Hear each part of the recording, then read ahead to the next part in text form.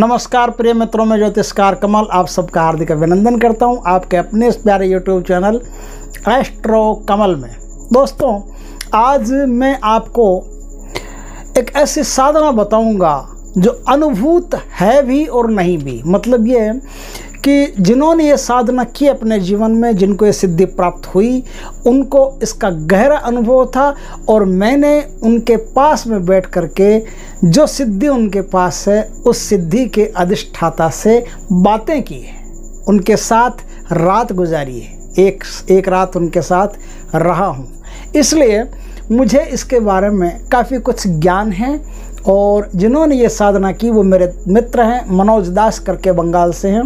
उन्होंने सुब्रंतो घोष नाम के एक तांत्रिक थे बंगाल के, जो बूढ़े हो गए थे तब उनको अपनी सिद्धियां, किसी को उनके पास कुछ ऐसी अद्भुत सिद्धियां थी जो मरते वक्त किसी को देना ज़रूरी था।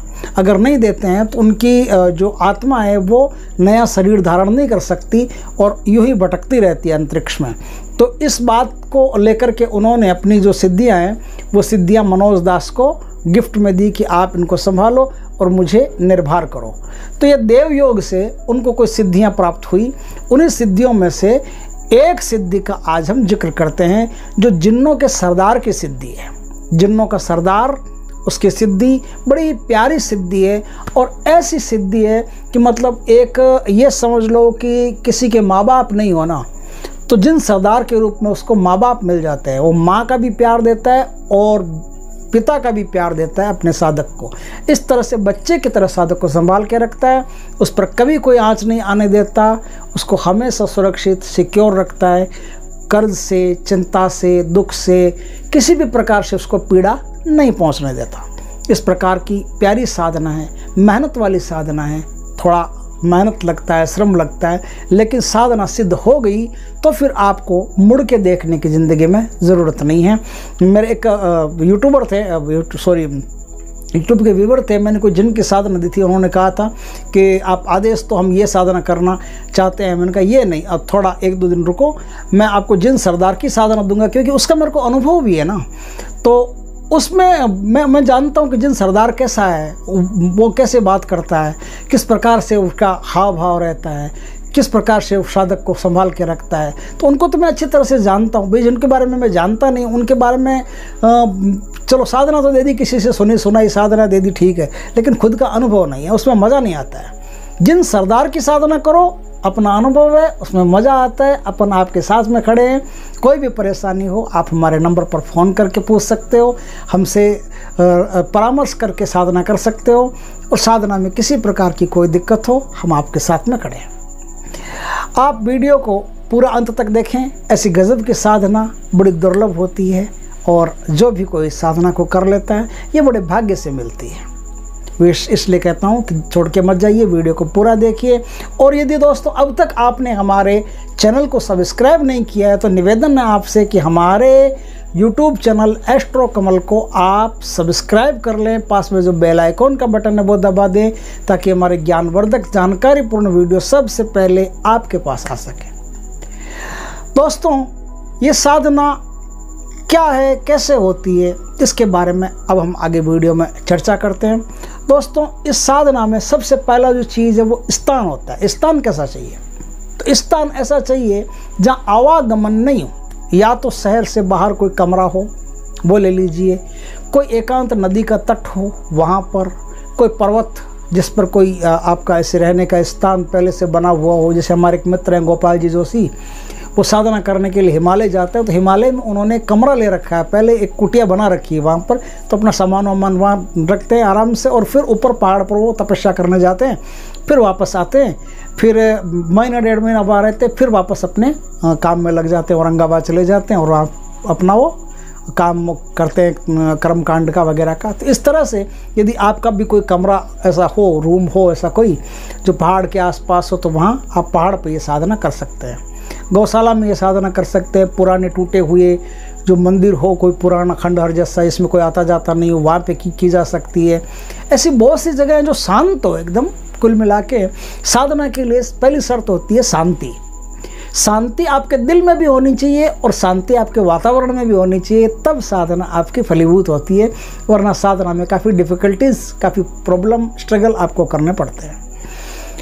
स्थान तो मैंने बता दिया। साधना ये होती कब से? तो दोस्तों ये नौचंदी जुमेरात से शुरू होती है। मुसलमानी कैलेंडर में सबसे आखिरी जो तारीख होती है वो नौचंदी जुमेरात ही होती है। तो नौचंदी जुमेरात की रात से ये साधना शुरू होती है। कब से शुरू होती है? रात 1 बजे से ये साधना शुरू होती है। 1 बजे से इसलिए कि इसमें 2 बजे का समय बीच में आना ज़रूरी है।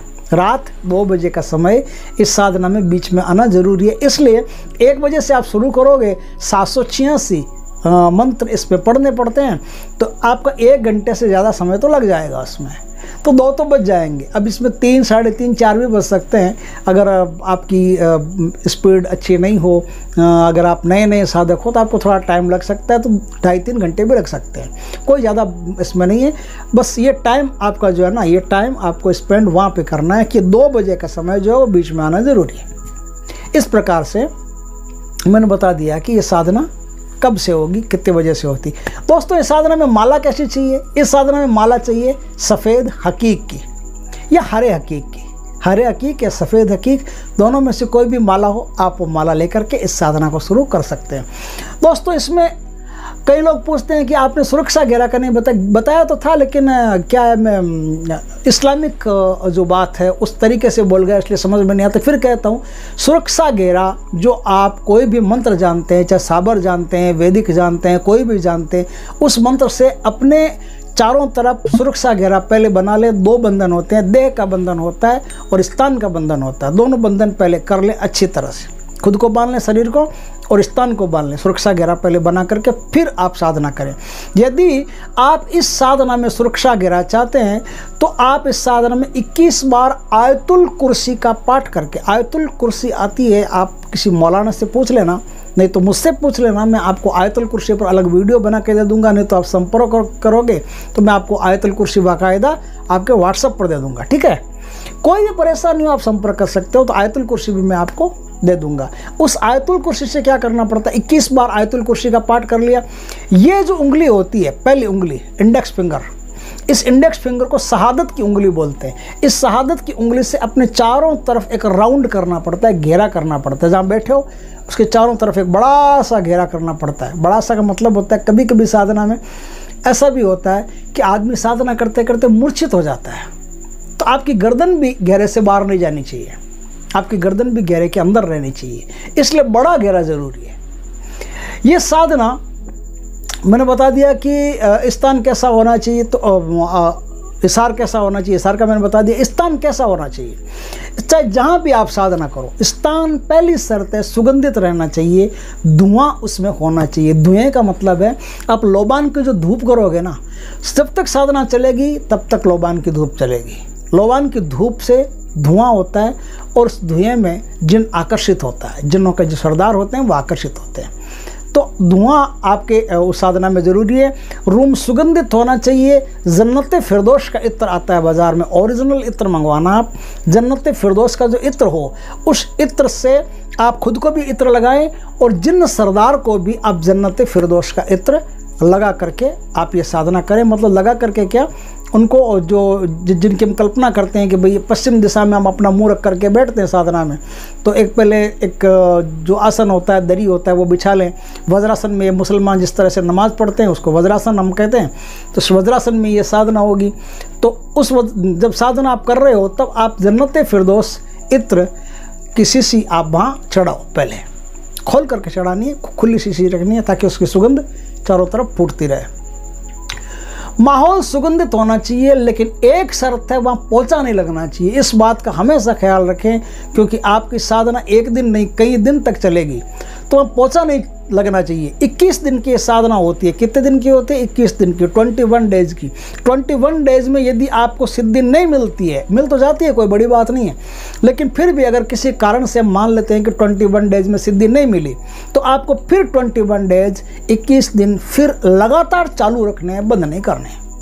दोस्तों साधना करने आप बाहर जाओ तो आपको इस बात का ख्याल रखना चाहिए कि आपको किसी से भी बात नहीं करनी है, दूर रहना है लोगों से, किसी से बात नहीं करनी, कम से कम शब्दों में बात करनी है। और साधना करते समय, आते समय, जाते समय बिल्कुल मौन ही आना है, मौन ही जाना है। किसी का कोई डिस्टर्बेंस साधना में नहीं चाहिए। इस बात का आपको ख्याल रखना ज़रूरी है। छोटी छोटी बातें भाई मैं नहीं समझाऊंगा, मैं नहीं बताऊंगा तो मैं दोषी हूँ। मेरे को खाली चैनल चलाने से मतलब नहीं है। लोग एक दिन में साधना बताते हैं और लोग कई मूर्ख भरे पड़े हैं जो रशियाँ, हाँ बस हो गया, मज़ा आ गया। न तो कुछ होता है, न कुछ जाता है, और फिर बदनाम होती है संस्कृतियाँ, बदनाम होती है विद्याएँ। कैसी साधना कुछ होती ही नहीं। साधना वही होती है, मेहनत तो करनी पड़ेगी आपको, हर हाल में मेहनत करनी पड़ेगी, निर्भयता रखनी पड़ेगी, तब साधना आपकी सफल होगी। तो साधना करते समय, जाते समय किसी से बातचीत नहीं करें, मौन जाएं, मौन आएं। और इस साधना की पहली शर्त गोपनीयता है। साधना करते समय किसी से भी इस साधना का जिक्र नहीं करें। सिर्फ आपका जो आलिम हो, गुरु हो, उसके साथ ही अपने अनुभव शेयर कर सकते हैं, उसके साथ ही बात कर सकते हैं, और किसी भी अन्य व्यक्ति के साथ बात नहीं करें। और दीक्षित होकर के पहले ये साधना करें। जो साधना बता रहा हो वही आपका गुरु है, उससे पहले दीक्षा ले लें और उसके बाद में इस साधना को आप शुरू करें। शुरू करने का दिन मैंने बता दिया, स्थान मैंने बता दिया। अब मैं बताता हूँ कि इस साधना को जब आप जिन सरदार की साधना करेंगे तो भोग क्या लगेगा। तो इसमें हलवा पूरी का भोग लगता है। हलवा पूरी बना करके रोज़ आपको साथ में ले जाना पड़ेगा। किसी पात्र में, स्टील का हो, चांदी का हो, कोई पात्र हो, उसमें हलवा पूरी बना करके साथ में ले जाना पड़ेगा। फूल ले जाने पड़ेंगे, लौंग ले जाना पड़ेगा, लोबान की धूप ले जानी पड़ेगी, जन्नत फिरदौस का इत्र ले जाना पड़ेगा। ये सारी चीज़ें आपको ले जानी पड़ेगी। और जहाँ आप बैठो उससे थोड़ी दूर आगे, थोड़ी सी नाम मात्र की थोड़ी दूर आगे एक हरा आसन आपको बिछा देना है, जिसके पास में आपको ये सब भोग रखना है। किसी बर्तन में, किसी प्लेट में ये सब भोग आपको रखना है। मतलब समझ गए ना आप कि आपको आगे मानना है कि आगे जिन्न है। आपका मुंह पश्चिम दिशा में रहेगा, इस बात का ख्याल रखें। साधना कब होगी, क्या होगी, कितने होगी, इसे मैंने बता दिया। साधना में सावधानियां क्या रखनी पड़ती है ये मैं बता देता हूँ। 21 दिन की साधना होगी, लेकिन ऐसी कोई साधना नहीं होती है जिसमें भय नहीं होता है। ऐसी कोई भी साधना नहीं होती है। आप एकांत में एक कमरे में बैठ करके एक सर दर्द ठीक करने का साबर मंत्र पढ़ो, आपको उसमें भी भय महसूस हो जाएगा। छोटी से छोटी चीज़ में भय महसूस हो जाएगा। भय कहीं बाहर नहीं है, भय आपके भीतर है और भीतर से ही भय प्रकट होता है। इसलिए भय पर विजय सबसे पहले प्राप्त आपको करनी है। साधना के दौरान कोई भी आवाज़ें आपको सुनाई दे, कुछ भी आपके साथ हो जाए, बवंडर सवंडर आपके चारों तरफ आए, आपका सामान हिलने डुलने लगे, कुछ भी हो, डरना वरना नहीं है। क्योंकि इसमें दो बातें होती है। एक तो आपने अवचेतन मन में जितना भय ठूंस के भरा है ना, वो सब साधना में प्रकट होता है। जब भी आप एकांत में होते हो भय प्रकट होता है। इसलिए आदमी एकांत से डरता है। इसलिए आदमी दोस्त ज़्यादा चाहता है, मित्रता चाहता है, परिवार चाहता है। इसका मतलब क्या होता है कि एकांत में डरता है, डर लगता है उसको, एकांत उसे डराता है। तो एकांत में साधना करोगे तो डर निश्चित है। तो डर जो निश्चित है ना, ये कहीं और का नहीं, आपके खुद के भीतर का डर है। एक भीतर का डर है, एक इल्यूजन क्रिएट होता है, वहाँ एक माया क्रिएट होती है। जब भी आप किसी दूसरे ग्रह के, दूसरी दुनिया के, पर्दे की दुनिया के लोगों को बुलाना चाहते हो, अलौकिक धरती के लोगों को बुलाना चाहते हो, तो इस लोक और उस लोक के बीच में एक ऐसी चीज़ होती है जो आपको मिलने नहीं देती, उसे पर्दा कहते हैं। वो एक रूहानी पर्दा है जो आपको मिलने नहीं देता, दोनों को अलग अलग रखता है। भाई तू अपनी दुनिया में रह, ये अपनी दुनिया में रहेंगे। लेकिन कभी कभी क्या होता है, पर्दा फट जाता है बीच में से, पर्दे के आर पार देखने की शक्ति पैदा हो जाती है, पर्दा हल्का पड़ जाता है। तो जिन हमें देख लेते हैं, हम जिन्नों को देख लेते हैं, जिन हमें सूंघ लेते हैं, हम जिन्नों को सूंघ लेते हैं। और जिन्हें नहीं, बहुत सारे लोग ऐसे हैं, बहुत सारी अलौकिक धरती के लोग ऐसे हैं जिनसे हमारा संपर्क हो जाता है। ये तब होता है जब प्रकृति का पर्दा हल्का पड़ जाता है। तो वो पर्दा जिसकी बात करते हैं, वो आप साधना करोगे तो पर्दा हल्का पड़ेगा, तो अलौकिक दुनिया की जो चीज़ें हैं वो आपकी तरफ आकर्षित होगी। तो अलौकिक दुनिया की चीज़ें आपकी तरफ आकर्षित होगी तो प्रकृति नहीं चाहती है कि आप मिलो, इसलिए प्रकृति बीच में एक माया क्रिएट करती है, माया की रचना करती है। और वो माया ऐसे ऐसे आपको छल दिखाती है, भ्रम दिखाती है। उसमें आपको डरना स्वाभाविक है, डर निश्चित तौर पर लग जाता है। इसलिए डरना नहीं है, ये मान लेना है, ये जान लेना है, अच्छी तरह से समझ लेना है कि ये सब माया है, डरने की कोई बात नहीं। क्योंकि टोटल माया ही होती है, डरने की कोई बात नहीं है। माँ तारा की, बगलामुखी की, इनकी साधना करके देखो क्या डर होता है, तब पता चलेगा। तो वो सब बातें बाद में करेंगे दूसरे किसी वीडियो में। वस्त्र कैसे होने चाहिए इसमें वस्त्र होने चाहिए सफ़ेद, आपके ऊपर से नीचे तक सफ़ेद वस्त्र होने चाहिए, या आप चाहते हो तो एक तहमद पहन सकते हो। माथे पर जो है आपके वो एक जालीदार टोपी चाहिए, जालीदार टोपी माथे पर होनी चाहिए। इस प्रकार से साधना आप करोगे। मैंने बता दिया आपकी साधना की दिशा, मैंने बता दी, मंत्र सब अभी बता दूंगा। जो भी कोई साधना में आवश्यक शर्तें हैं वो बता दूंगा। साधना में जो साधक का भोजन होता है वो कैसा होना चाहिए, उसमें थोड़ा सा ध्यान रखने की ज़रूरत है। सावधानियाँ मैंने बता दी, किसी से ज़्यादा बातचीत नहीं करनी है, आपको क्रोध नहीं करना है, अनर्गल वार्तालाप नहीं करना है, ब्रह्मचर्य का पालन करना है, ज़मीन पर सोना है, दान पुण्य करते रहना है।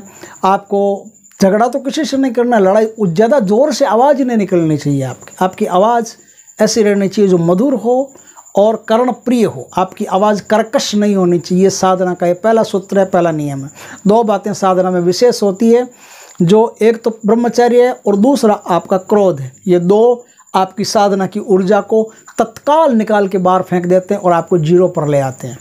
इसीलिए एक वीडियो बनाऊंगा जिसमें इंद्र जो है वो आपकी साधना का फल कैसे चुरा लेता है और उससे कैसे बचा जा सकता है, क्या है वो रियलिटी, उसके बारे में मैं पूरी बात आपको खोल करके बताऊंगा। पूरा अनुभव मैं अपना शेयर करूंगा, वीडियो ज़रूर देखना। पहले इसके बारे में बात कर लेते हैं। तो ये जो सावधानियाँ है ना, ये सावधानियाँ ज़रूरी है।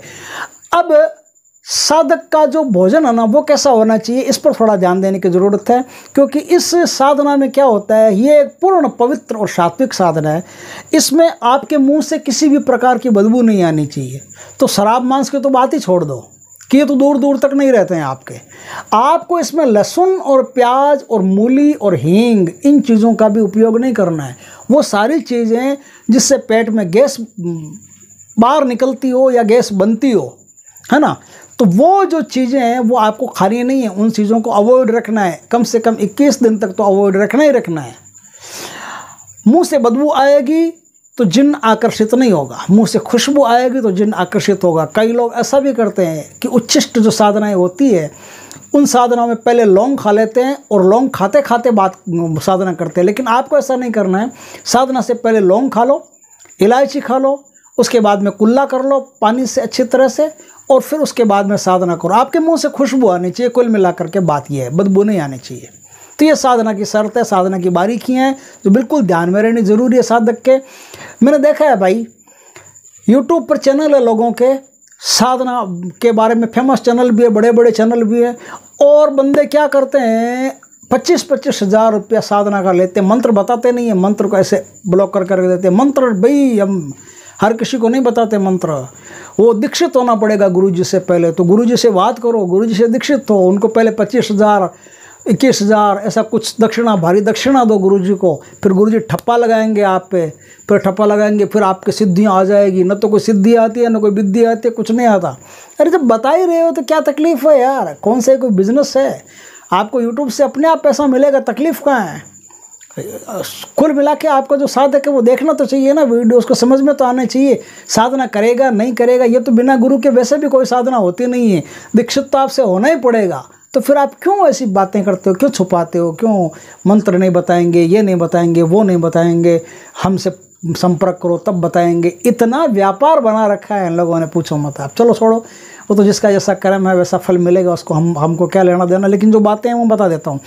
इस साधना में मैं आपको मंत्र भी बताऊंगा, पूरी विधि एक एक बात आपको अच्छी तरह से बताऊंगा। इसलिए वीडियो लंबा हो जाए तो आप छोड़ के मत जाना, क्योंकि छोड़ के जाओगे तो मेरा कोई नुकसान नहीं है, आपका ही नुकसान है। पूरा वीडियो देखना, हर बात आप अच्छी तरह से समझ लेना। कौन सा वस्त्र होता है, कौन सा स्थान होता है, वो मैंने पूरी बातें आपको इसमें बता दी है। अब क्या है, आप साधना करना शुरू करते हो, साधना करना शुरू करते हो, आपने साधना कर ली। साधना के बाद में पहले भी जिन प्रकट हो सकता है, 2 दिन 4 दिन पहले भी जिन आपके आसपास मंडरा सकता है, प्रकट हो सकता है, माया दिखा सकता है। और जिन सरदार आपसे कह सकता है कि अब तुम्हारी साधना पूरी हो गई, उठ जाओ भाई, अब क्या मांगते हो, क्या मांगते हो, हमको बुलाया है तो बात करो हमसे। लेकिन भाई आपको बात नहीं करनी है। आपने बात कर ली ना तो फिर आप किसी से भी बात करने के लायक नहीं बचोगे। जब तक आपकी साधना पूर्ण नहीं हो, आखिरी मंत्र पूरा नहीं हो जाए, तब तक आप जिन सरदार से बात नहीं करोगे। 21 दिन मतलब 21 दिन 786 मंत्र प्रतिदिन, 786 मंत्र प्रतिदिन, वो जब तक पूर्ण नहीं हो जाए तब तक आपको जिन सरदार से बात नहीं करनी है। और मंत्र पूरे होने के बाद में यदि जिन सरदार आपके सामने उपस्थित होते हैं तो उनको नमन करो, तो अपने आप आपसे बात करेंगे। फिर उनसे खुल करके बात करो, फिर उनको कहो कि जिन सरदार हमने आपको याद किया है, आपका आह्वान किया है, इसलिए हम पर कृपा करिए, हमें अपनी कृपा का आशीर्वाद दीजिए और 3 वरदान हमको दीजिए। तो वो 3 वरदान देंगे आपको। 3 वरदान कौन कौन से मांगने हैं? 3 वरदान में पहला वरदान है वो तो ये मांगने कि आप हमेशा मेरे साथ रहोगे, जब भी मैं बुलाऊंगा तो तुरंत आप आ जाओगे। ये पहला वरदान हुआ। दूसरा वरदान हुआ कि आप हमेशा मेरी और मेरे परिवार की रक्षा करोगे। और तीसरा वरदान ये हुआ कि मैं जो भी कोई काम आपको बताऊं वो काम कृपा करके आप शीघ्र उस काम को आप कर दोगे।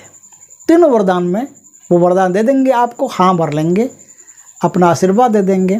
लेकिन ये एक तरफा बात है। जिन सरदार, जिनों का जो सरदार होते हैं ना, वो भी आपसे 3 वरदान मांगेंगे। वो कहेंगे आपसे कि बेटा हम भी आपसे 3 वरदान मांगेंगे, आपने तो मांग लिया, हम भी आपसे 3 वचन लेंगे, उन वचनों में आपको बंधना पड़ेगा, तो आपको भी 3 वचनों में बंधना पड़ेगा। वो कौन से वचन मांगेंगे? वो वचन मांगेंगे कि एक तो भाई सीधी बात, पहली बात ये है कि मैं तुम्हारा हर काम कर दूंगा, तुम्हें हर अला बला से सुरक्षित रखूंगा, तुम्हारे घर में किसी प्रकार की कमियों उसे दूर करूंगा, जितने रुपयों की तुमको ज़रूरत हो उतनी व्यवस्था कर दूंगा, जुए से, सट्टे से, लॉटरी से, शेयर बाज़ार से, कैसे भी हो तुमको बेनिफिट मैं रोज़ देता रहूँगा और तुमको पीछे मुड़ के देखने की ज़रूरत नहीं पड़ेगी। लेकिन पहली शर्त यह है, रात 2 बजे मेरी नमाज का टाइम होता है, उस समय तुम गलती से भी मुझे याद नहीं करोगे, नहीं तो मैं नहीं आऊँगा और फिर मुसीबत आ जाएगी। तो आप रात 2 बजे का टाइम यानी कि 1:30 बजे से 2:30 बजे तक का टाइम, 1 घंटा, ये अवॉइड करना आप शुरू कर दें। 1 घंटे में रात को आपको नहीं बुलाना है। बस कितनी ज़रूरत हो, कितनी इमरजेंसी हो, इसके पहले बुलाओ, इसके बाद में बुलाओ, लेकिन इस 1 घंटे के अंदर आप जिन सरदार को नहीं बुलाओगे। हो गई बात। आगे क्या है? जिन सरदार को 1 घंटे में नहीं बुलाओगे, दूसरा वचन वो कहेंगे आपसे कि भाई तुम कोई भी काम मुझे बताओगे वो काम तो मैं कर दूंगा, लेकिन मैं कोई अनैतिक काम नहीं करूंगा। अगर तुम मुझे किसी को मारने के लिए कहोगे, अगर तुम मुझे किसी को बर्बाद कर देने के लिए कहोगे, वो मैं नहीं करूंगा। मैं तुम्हें आबाद कर दूंगा लेकिन दूसरे को बर्बाद नहीं करूंगा। मैं तुम्हारी रक्षा करूंगा लेकिन दूसरे के प्राण नहीं लूंगा। अगर तुम मुझे अनैतिक कार्यों के लिए कहोगे तो मैं तुरंत तुमको छोड़ करके निकल जाऊंगा, चला जाऊंगा। इस प्रकार से वो दूसरी बात कहेंगे। और तीसरी बात जब वो कहेंगे तो भी आपको माननी पड़ेगी। तीसरी बात में वो कहेंगे कि एक तो कभी भी पानी में खड़े होकर के मुझे याद नहीं करोगे, स्नान करते हुए कभी मुझे याद नहीं करोगे, पोछा लगा करके हाथों हाथ गीला जहाँ हो वहाँ कभी भी मुझे याद नहीं करोगे। इसके साथ साथ कोई भी जैसे शराब हो, मदिरा और मांस, इनका ज़िंदगी में कभी भी भोग नहीं लोगे, खाओगे नहीं। ध्यान रखना, इनको खाया, इनका भोग लिया, इनको पेट में उतारा, तुरंत मैं तुमको छोड़ करके चला जाऊंगा, मैं फिर तुम्हारे पास नहीं रहूँगा, फिर तुम जानो अपना काम जाने। ये 3 वचन आपसे लेंगे, 3 वचन आपको देने पड़ेंगे।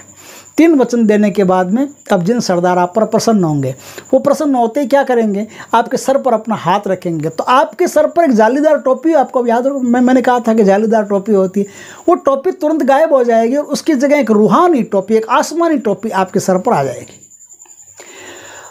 आसमानी टोपी, फरिश्तों की टोपी आपके सर पे आ जाएगी। वो टोपी जैसे ही आप उतारोगे गायब हो जाएगी, जैसे ही हाथ सर पे करोगे ऐसे टोपी रखने के लिए तुरंत टोपी आ जाएगी।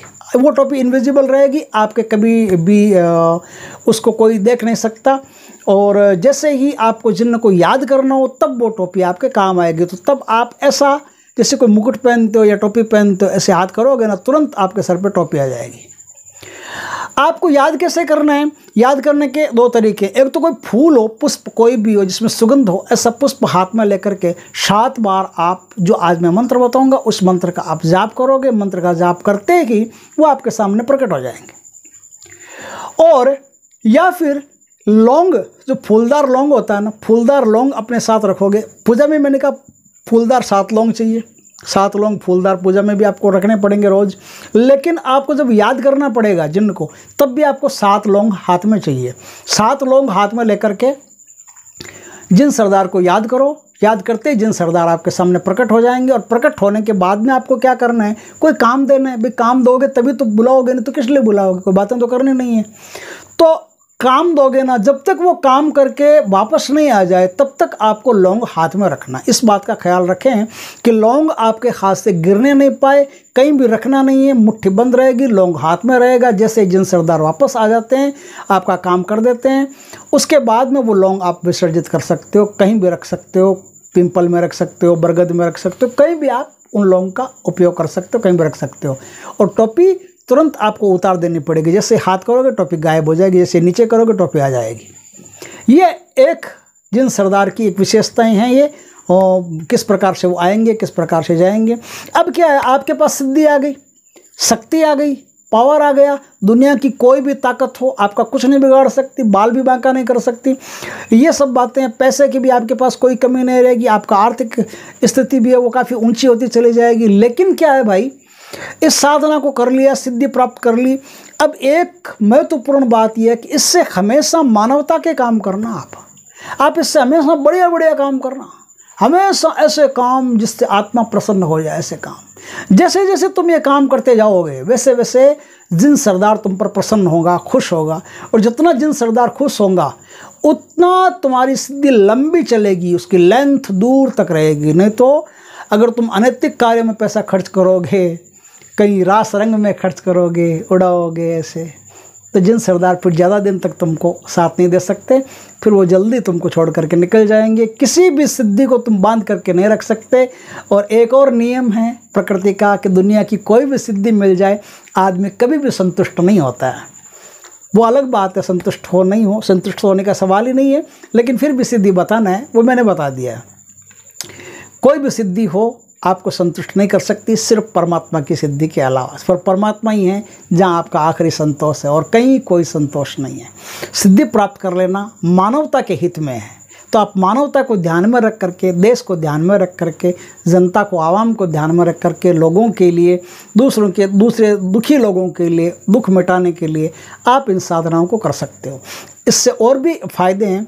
जिन सरदार की ये जो सिद्धि है, ये आपके अंदर का एक शक्ति बढ़ देगी कि आपके पास तो कोई भूत प्रेत पिशाच चुड़ैल चांडाल कुछ नहीं आ सकता, लेकिन अगर किसी के अंदर कोई जिन्नात हो, कोई भूत हो, प्रेत हो, पिशाच हो, यक्ष घुस गया हो, कुछ भी घुस गया हो, आप उसे 1 मिनट में भगा सकते हो। और अगर ऐसा कर सकते हो तो वो भी बेचारा दुख पा रहा हो, कोई परेशान हो, किसी पर कोई तांत्रिक क्रिया कर दी गई हो, जैसे सिफली इल्म हो, नूरी अजूरी हो, बहुत सारे ऐसे इल्म हैं जो कर दिए जाएं तो आदमी की ज़िंदगी तबाह हो जाती है। तो आप 1 सेकंड में उसका इल्म काट सकते हो। जो भी उस पर तांत्रिक अमल किया गया, इल्म किया गया है, उसका तुरंत सफाया कर सकते हो। कोई रोगी आदमी है, किसी रोग से पीड़ित है, आप उसका रोग काट सकते हो, अपना भी काट सकते हो, उसका भी काट सकते हो। तो जितने भलाई के काम आप करोगे ना, उतना जिन सरदार आप पर प्रसन्न रहेगा। तो इस प्रकार से आप ये अच्छे अच्छे कार्य इस सिद्धि से करोगे। अब वो मंत्र मैं आपको बता देता हूँ।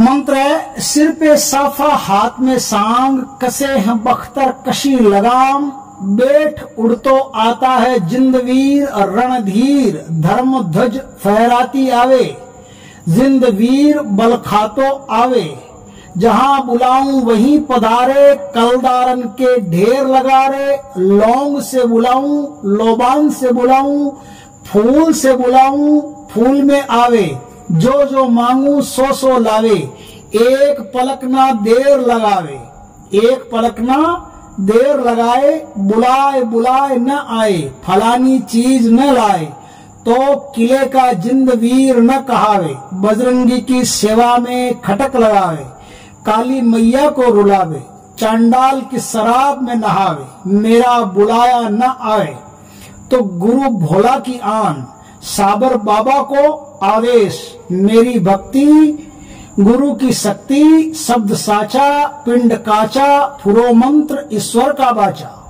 तो ये मंत्र है। इस मंत्र को जपने के बाद में आपको ये सिद्धि प्राप्त होगी। और जैसा मैंने बताया, अच्छे काम करोगे तो आपके लिए भी फायदा है।